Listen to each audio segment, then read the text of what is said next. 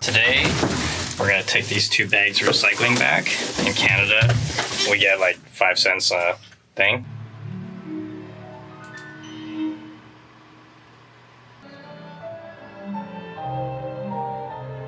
Today I'm doing some product photography, some B-roll basically, and it's kind of fun. You know, I got the Jubilee music on and I'm just kind of zenning out. But yeah, welcome to the day.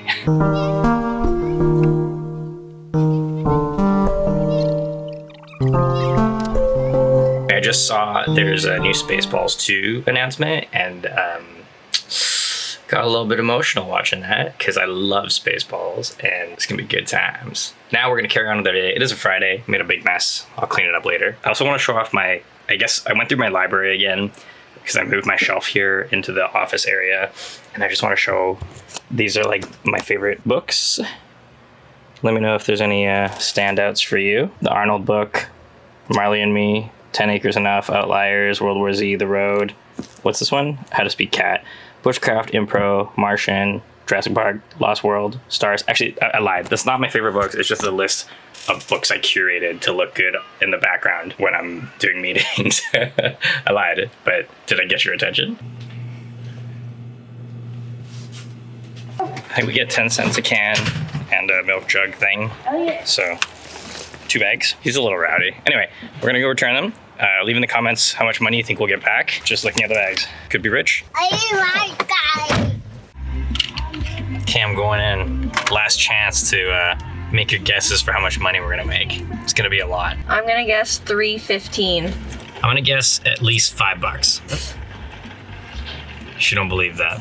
Okay, I'm back. First, I need hand sanitizer, please. Assistant. Yuck. Always hand sanitizer first. That's enough. Are you ready? Drum roll. Mama, what was your guess again? $3.15. My guess was $5. The results? $5.60. No way. Yo, what's up? It's normally way cheaper. Yeah, it's usually much lower, but $5.60. Also, PSA, your silk almond, whatever they're called, I know. that's curbside pickup. Oh, great. Yeah, so you can just go into the container. Great. Let's go. We're going to Costco. That's his true nature.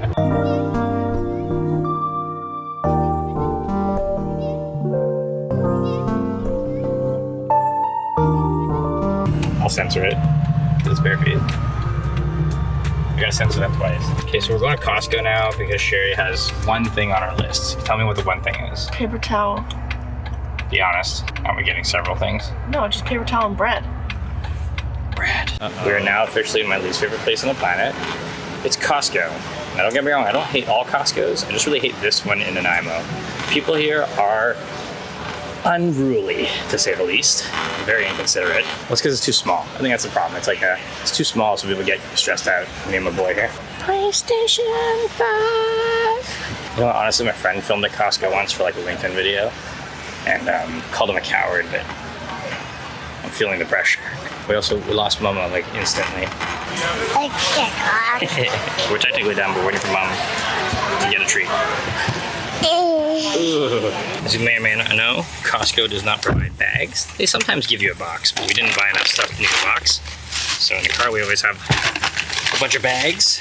Should have probably just brought it in, but we didn't. Bacon. We got some new pants for me. They're like action pants. Pretty excited about that.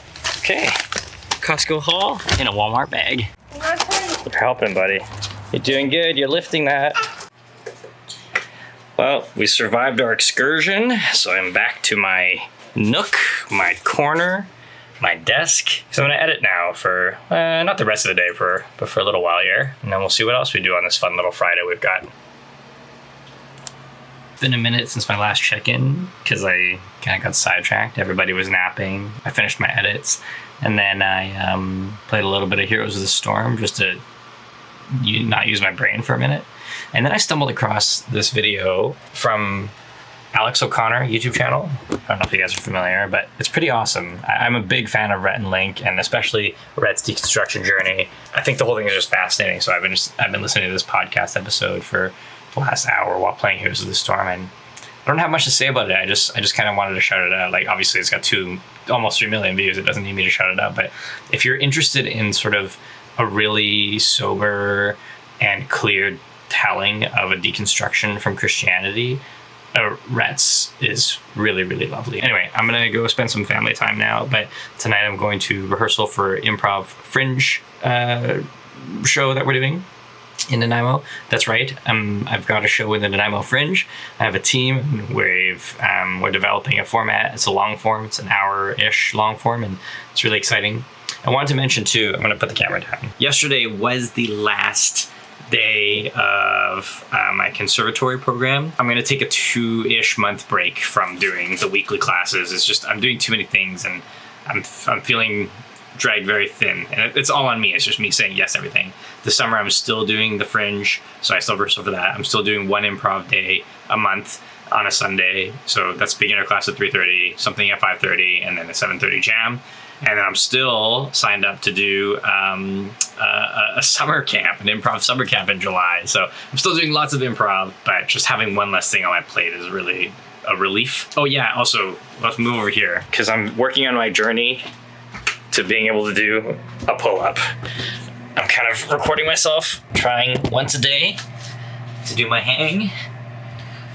That feels nice. And I already have, see, I can get that far now. For a minute when we first got this pull-up bar, I could not even get that far. So it's not amazing, it's not impressive, but for me it's progress. I can do one of these, you know, little jump.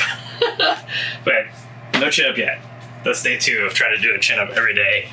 And of course, I'm also doing like exercise around it to try to get me stronger to be able to do the chin up eventually, or pull up, whatever. Hopefully one of these vlogs, I'm just gonna casually drop like 10 pull-ups and you're gonna be like, wait a minute. Almost improv time, but first, Sherry made this amazing looking yummy meal.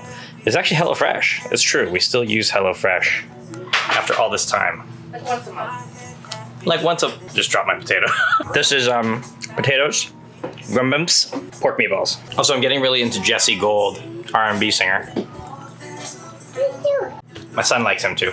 Okay, I forgot to bring you guys with me to improv rehearsal, but I did wear this new sweater that Sherry got me. It says Dada, and it has pictures from my life, and I love it so much. This is a Father's Day gift that Sherry couldn't hide from me anymore, so she gave it to me early. But it's pretty exciting. I love this sweater. I showed it to my team and they all loved it, obviously. It's crazy to think that it's my second Father's Day. Is that right? Yeah, that's right. Second Father's Day. We're gonna watch Tires now. Oh, Lewis is here. Where you going, bud? This is my son's potty, and then that's my potty. Really great improv rehearsal. Like I said, I have a show in the Fringe and the team is working really well.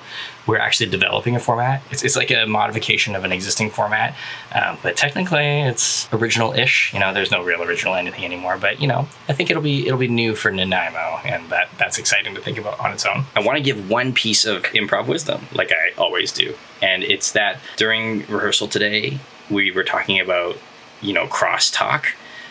And what that means is just like when there's a lot of people on stage and we can't really control ourselves and we end up talking over each other. And that is a very unpleasant experience for most audiences, unless it's intentional, like a chaotic bar scene or something like that. Generally, we want it to be controlled and throw focus to the right people, right characters talking at the right time, so that it's a cohesive experience for everybody. And I think this is a really important thing that I'm very guilty of. I crosstalk in real life a lot, and I justify it by saying I'm just so excited, but you know what it is? It's just rude. You know, I'm sincerely working on trying to reduce that crosstalk thing and just keep it, controlled and more structured. There is one thing I'll say though, is like in big group settings, I think I'm very good at throwing focus appropriately. I'm usually that guy that sees that you're talking and you're not being heard. I'll be like, hey, X person, what were you saying again? I wanted to hear what you're saying. Or I'll keep eye contact and be like, I'm listening. I swear to goodness, I'm listening to you. This way everyone else is cross-talking. But I don't know why. In one-on-ones, I just get so hyped up. I end up interrupting too often. And so I'm finding myself, like, if I'm interrupting, I go, I'm so sorry. I didn't mean to interrupt. You go ahead. And I think doing that does help a little bit with the mental block of doing it. But man, I wish I could break that habit. The improv wisdom is like kind of not about improv. It was just sparked by improv. It's cross-talking and interrupting. I guess it was just a self-reflection. I'm just confessing things now. My 3 favorite things are eating my family and not using commas. I used to work in a shoe recycling shop. It was soul crushing. Oh, it was soul destroying. I used to run a dating service for chickens, but I was struggling to make hens meet. What do you call a guy who's had too many margaritas? A cab. Don't drink and drive, seriously. How do you weigh a millennial? On Instagram. I used to hate facial hair, but then it grew on me. I wanted to buy a pair of camouflage pants, but I couldn't find any. What if soy milk is just saying... What if soy milk is just regular milk, introducing itself in Spanish? Did you hear about the restaurant on the moon? Great food, but no atmosphere. Two people decided to spend Ramadan together. They became fast friends. Did you hear that laughing is illegal in Hawaii? They only permit aloha. You shouldn't take too many library books out at once. You wouldn't want to overdo it.